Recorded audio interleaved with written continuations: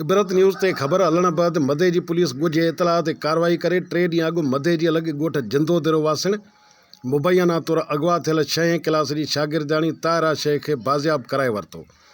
बाज़ियाब थियल शागिर्दियाणीअ खे पुलिस पारां मधे जी थाणे ते आंदो वियो। उन मौक़े ते बाज़ियाब थियल नींगरीअ ताहिरा शेख ॿुधायो त मां पाक किताब पढ़ण लाइ मदरसे वञी रही हुयसि त कहिड़ी बुलान में मुनीब उर्फ़ गुलाम सरोवर भुट्टो मूंखे ज़बरदस्ती खणी वियो।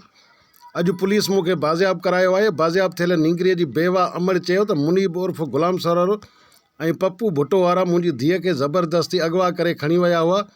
अॼु पुलिस मुंहिंजी धीअ खे बाज़ियाब करायो आहे। हिन SSP शिकारपुर खां मुतालबो कंदे चयो त मथियनि जवाबदारनि खे पकड़े कानून जे कटहरे माणे मूं बेवा सां इंसाफ़ कयो वञे। SHO मधे जी ओशाक शरफ ॿुधायो त DIG लाड़काणो ऐं SSP शिकारपुर जे हुकुम ते ॻुझे इतला ते कार्रवाई करे ताहिरा शेख खे बाज़ियाब करायो आहे। सुभाणे नियाणीअ खे कोर्ट में पेश कंदासूं। हिन चयो त जवाबदार अॻुवाट घर ख़ाली करे फ़रार थी विया आहिनि, पर मथियनि जवाबदारनि ख़िलाफ़ केस दाख़िल करे खेनि कानूनी कटहरे में आंदो वेंदो। आजुज़ भुट्टो, इबरत न्यूज़ मधे जी।